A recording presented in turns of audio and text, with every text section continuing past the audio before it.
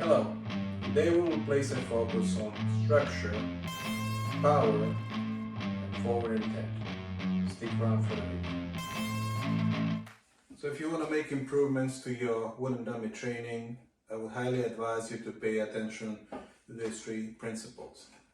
When it comes to structure, it's easy to lose the structure when we are making these angles, and sometimes I see people making angles and losing their balance or leaning forward,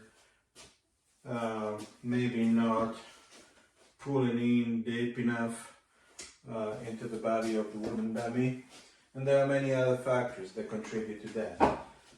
So the first point today is structure. Of the utmost importance is that we keep an upright structure, and so we are deeply rooted, shoulders are straight, and we are sinking into the ground, having our spine straight. So for the sake of the presentation today, we're just going to focus on the second and on the fourth section. Okay. So on the second section, we start with back cells, and then we have the back cells, the top cells,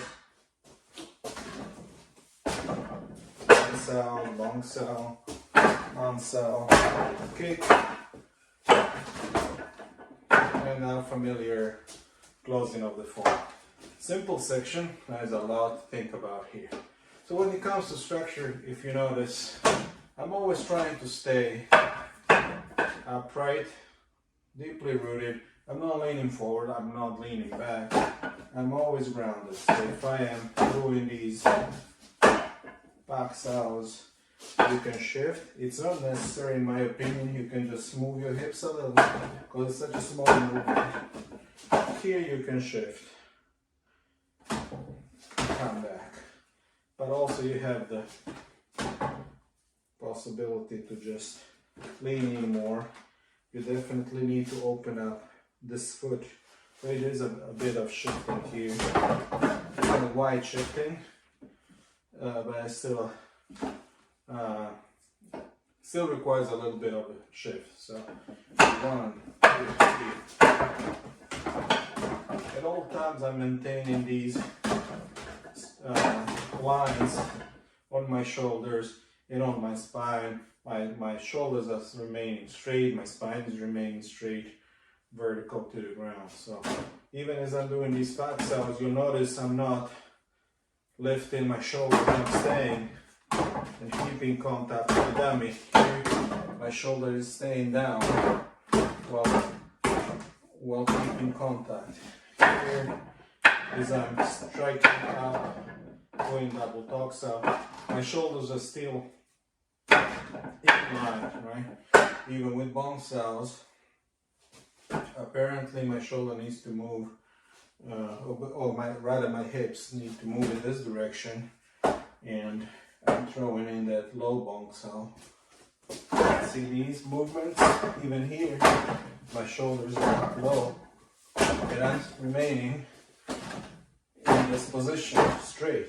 I'm not leaning in like this to go into the dummy. I'm going like this, and I still maintain the same position. Kick, my shoulders are still in one line. I go here. So even as I'm lifting, my shoulders are always in line. I'm lifting my arm, doing a back cell and a man cell, moving back, kicking, still facing the dummy, and my shoulders are low, and I am still deeply rooted, and my spine is straight. Attacking into the dummy and closing. So that upright spine posture and keeping the shoulders low while generating the power in the hips, it's of utmost importance. Our second topic is power. Okay, so how do we generate the power in the wooden dummy? Whether you practice a form or whether you improvise, you need to understand the principles of the Wing Chun power generation. So we're not going force against force. So in this section here, this is not a powerful move to the right and to the left. I'm just keeping my center. So if I was to face this arm alone, it would just be to the center like this, and that's enough. Due to the dimensions and the structure of the dummy, I simply need to go outside of my gate. Normally, I stand in the front. Here and here. So how do I generate the power here? So if you notice, here is just redirecting the power.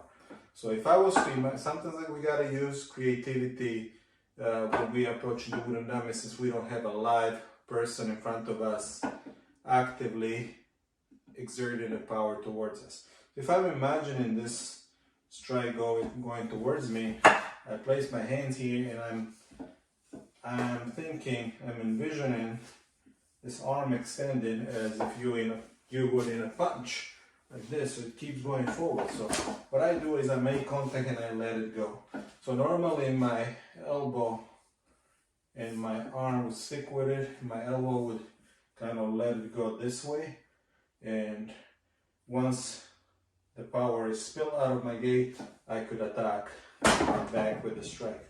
Okay, so that's kind of what this is representing. Here the same thing. I'm controlling with this arm. The power is going this way into me, but since I'm now on top of it and I'm shifting, it's going out of my gate, and here I can attack. As soon as I imagine that power spewing out this way out of my outside gate, I can release and hit and come back with this hip. This is typically how we generate the power in Wing Chun. So here is borrowing the energy of my opponent, is his turning me, his power is turning me this way.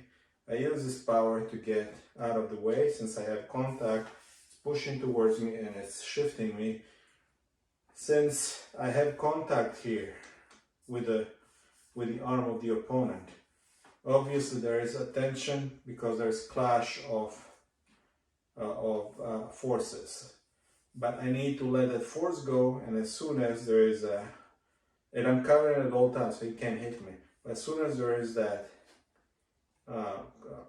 contact being released, going this way, I can lunge forward, hit, and back with the power of my generated by my hip, strike back. So it's much more complex than that, but generally we want to borrow the force of our opponent, and when we are generating our own power, we use the power of our hips to come back into the position to strike. And finally, a third point is forward intent. So, and this is of utmost importance. So even though, again, because these arms are going this way, I need to go a little bit out of my gate, I'm always maintaining forward pressure. So my intent is to cover my center and not to pack this way out, all the way out. I'm trying to always go into the dummy. Even here, even though I am covering myself, but this energy is going, it looks like I'm going this way because here I'm lifting and the punch is already here, so I need to catch up with the punch.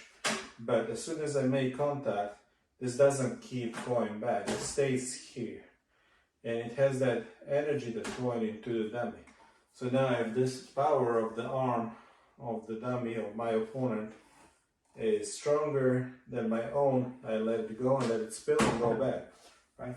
But here, I'm controlling it with the forward energy, and I'm using the power of the opponent goes outside my gate, no release of contact. I strike, or if I successfully just stopped it and turned their body this way, have a clear line. Same thing here.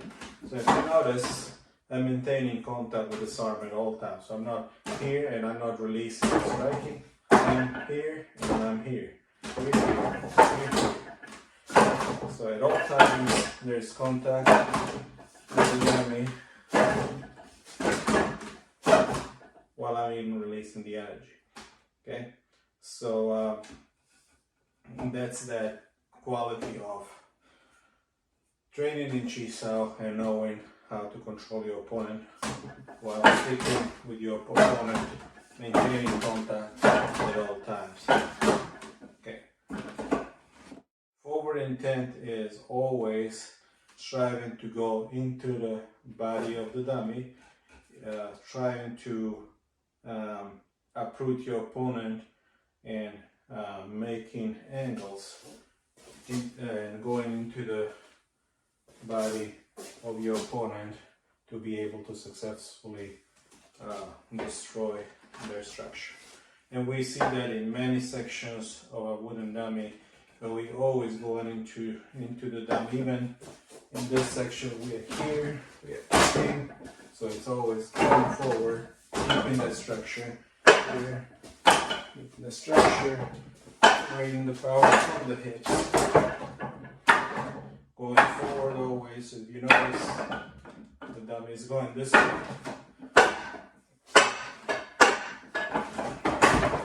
So it's always into the dummy. This is section 7. But all of my energy is going into the body of the dummy. I hope this was helpful to you. Please like, subscribe, make a comment, and we'll see you next time. Have a good day. Keep training.